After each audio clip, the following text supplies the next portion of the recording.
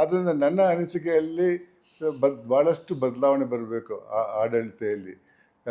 ಜನರಿಗೆ ಪ್ರೋತ್ಸಾಹ ಮಾಡಬೇಕು, ಯಾವುದಾದ್ರೂ ಒಳ್ಳೆಯ ದಾರಿಯಲ್ಲಿ ಅವ್ರು ಹೋಗುವಂಗೆ ಅವ್ರಿಗೆ ಸೌಲಭ್ಯಗಳನ್ನು ಕೊಡಬೇಕು ಹೊರತು ಆರ್ಥಿಕವಾಗಿ ಸರ್ಕಾರ ಚುನಾವಣೆ ಸಮಯದಲ್ಲಾಗಲಿ ಅದರ ಹಿಂದಿನ ಸಮಯದಲ್ಲಾಗಲಿ ಇಂಥ ಯೋಜನೆಗಳಿಗೆ ಕೈ ಹಾಕಬಾರ್ದು ಅನ್ನೋದು ನನ್ನ ವಿಚಾರ. ಯಾಕಂದರೆ ಇಂಥ ಹಣವನ್ನು ಅಲ್ಲಿಗೆ ಹೋದರೆ ಆರ್ಥಿಕ ಪರಿಸ್ಥಿತಿಯಲ್ಲಿ ಕುಂದು ಬರ್ತದೆ. ಮತ್ತೆ ಇವತ್ತು ನೋಡಿ 56,000 ಕೋಟಿ ರೂಪಾಯಿ ಕರ್ನಾಟಕದ ವರ್ಷದಲ್ಲಿ ಈ 5 ಗ್ಯಾರಂಟಿಗೆ ಹೋಗ್ತಾ ಇದೆ. ಯಾವ ಪುರುಷಾರ್ಥಕ್ಕಾಗಿ ಇದು? ಬಸ್ಸಲ್ಲಿ ಹೆಂಗಸರು ಟ್ರಾವೆಲ್ ಮಾಡ್ತಾ ಇರ್ತಾರೆ, ಇವಾಗ ಮನೆಯಲ್ಲಿ ಇರಲ್ಲ ಅವರು. ಒಂದು ದಿವಸ ಅವ್ರ ಮನೆಗೆ ಬಂದಾಗ ಗಂಡ ಮನೆಯಲ್ಲಿರಲ್ಲ. ಇದೇ ರೀತಿ ಇದ್ದರೆ ನನ್ನದೇ ಆದ ವಿಚಾರ ಏನಂದರೆ, ವಿದ್ಯೆ ಮತ್ತು ಆರೋಗ್ಯದ ಬಗ್ಗೆ ನೀವು ಸೌಲಭ್ಯಗಳನ್ನು ಕೊಡಿ. ಮಿಕ್ಕಿದ ವಿಚಾರದಲ್ಲಿ ಅವರಿಗೆ ದಾರಿ ತೋರಿಸ್ಕೊಡಿ.